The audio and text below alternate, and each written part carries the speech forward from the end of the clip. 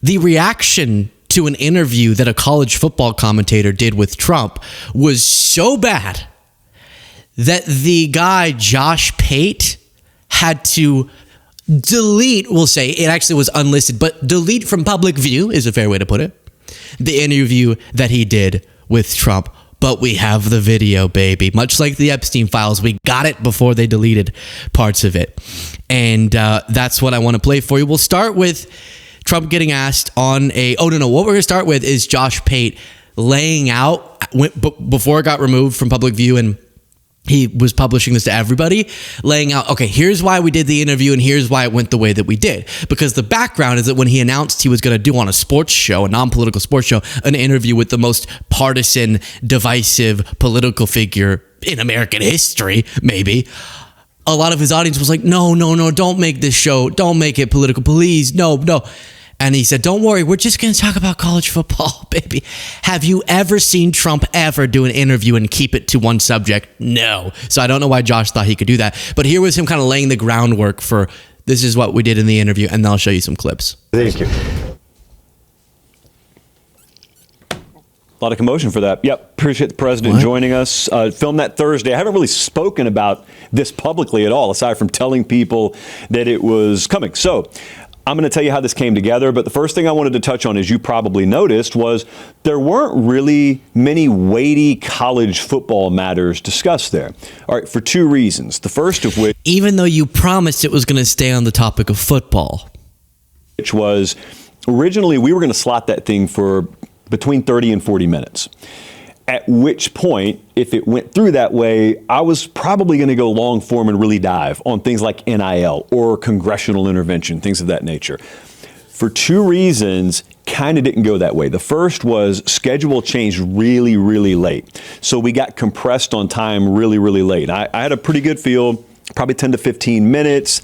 And I thought if there are about 5 or 6 different themes that I'd love to hit here, we're probably not going to be able to dive deep on that. But the second thing was I kind of got the feel we're just not going to have the time to talk about all this. So we had to keep it to the bare bones of only the most important questions. When you are elected president, everybody's got like a vision of how that would be. Most of the time it's just a dream for someone. I heard you, I think it was on Joe Rogan's show, you talked about walking in there and just walking in the Lincoln bedroom and saying, this is the Lincoln bedroom. This is unbelievable. Yeah, you know, it's, they talk about... Excuse me? What was that question? So becoming president, wow. What a stupid question. Just the quickest pause to request that you click the subscribe button, the simplest, easiest, freest way, completely free, to support the work that we do. Right below the video, click that subscribe button, back to the video. Like, that's not even a question. You just went, you've spoken about how, wow, being president, you walk in the White House. So you had time for that question, but not keeping it to the topic that you said to your audience you're going to keep it to the topic of. Do we need to hear Trump's response? Yes, it was so amazing. Having that feeling, I walked in and I won, and you're so busy and you realize you won, and maybe you take it a little bit for granted. Then you win a second time, and then you win a third time, to be honest. But I stood the first time and I was standing. So, hey, we're going to keep this non-political. And then Trump goes on the show and, prompted by Josh Pate, you know where he's going to take this. He says one of the most consequential lies in American history, which is that he won the 2020 election. He just slips it in there, which caused a series of events that have been calamitous for our democracy. Upstairs in the beautiful White House, there's no building like it. There's no building in terms of the feel. And I'm standing right outside with our First Lady, who's now a movie star. Yes, she is. She's got a very successful movie. But I'm standing outside of the Lincoln bedroom, and I'm looking, and it's so historic. It's Abe Lincoln. It's a big deal. And it's a little... So we've heard that story many times before, including on Rogan's show, as was referenced by Josh, where he goes, tell me what happens, right? I think the question was, tell me what happens right when you become president. Like, what do you immediately start doing? And Trump's like, I looked at the Lincoln bedroom and I was like, wow. And I got 2 Diet Cokes and I started Truth Social. Like, wow. And then Rogan's like, yeah, but like explain what it is like. And Trump was like, I just looked at that. I said, Lincoln, wow. He could not like understand the question Rogan was asking. And now we got to hear it again. But this was the first question that the guy asks, which is very clear. This is a college football podcast. He's talking about college football. He asks about college football. Trump starts complaining about an NFL football rule. I live in the world of college football. You're at college football games all the time. We just saw you down in Miami last month at the national championship game. So you love the game. You've always loved football. Always. I've always loved college football. So on the field, love what I see. Then you get off the field, and then you just got a whole bunch of mess people talk about right now with the structure of the game and what rules can you make, what rules can you enforce. I know how I feel. I know how fans feel. How do you feel when you see that from your vantage point? Well, so the question is about what's going on in the world of college football, and he says college football 3 times. 3 times. You could speak to the pay structure, or I don't know. There's a lot to this thing. College football. Talk about the stuff with the college football.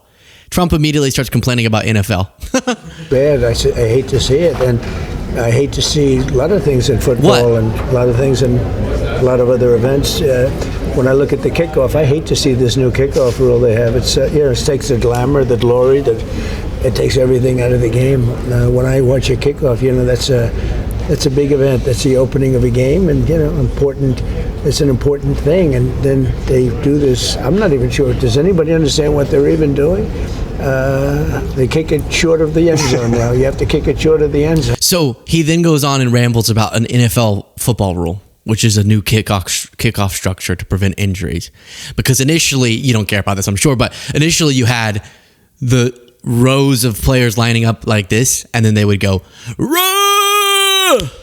Now they have to wait until the person catches the ball and they're a little bit farther forward, right? So then there's a little bit less momentum to smack heads together. You still have plenty of head smacking, which we've seen the outcome of that for many people, but it's just a little, I don't care that much. I don't know about y'all. It really doesn't bother me. I'm like, just give, however you're going to do it, the ball goes in the air and you start running it. It's exciting either way. But Trump says it takes everything out of the game, which I never really had a stance one way or the other. And now that he says it and he rails against it that way, I'm like, I love the new kickoff rule. So there's that. I mean, what are we doing? Even when they were trying to talk about college football, Trump can't answer questions about college football. And then they talk about things that aren't football related, which he said it was going to be about football and wasn't going to be political. And then Trump's lying about the 2020 election. No wonder, take us down for a second. He didn't just unlist the video. He also turned the comments off, which I looked up to specify to make sure I was right on this. And unlisted videos can still have comments for people who already left comments, most notably. And I was hoping to see some of those. And they're disabled.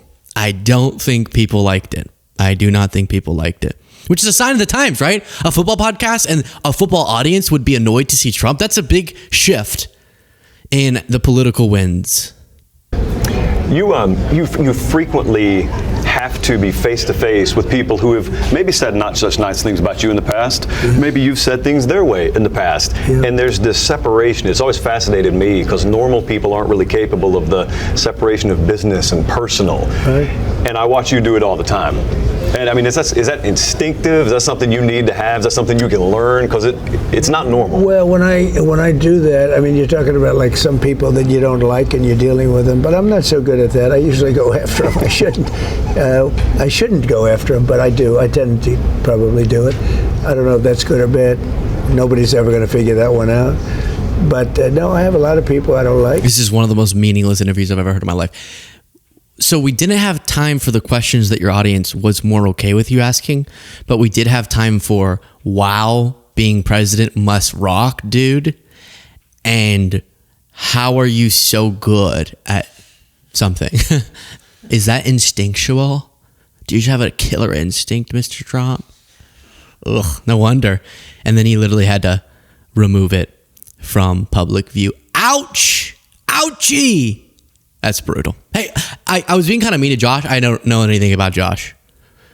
I'm sorry. I shouldn't, as Trump said. I shouldn't be mean. Nothing against you personally, Josh, I think. Or maybe you're a bad person and then, yes, personally. I don't know. Don't care. Don't watch college football podcasts.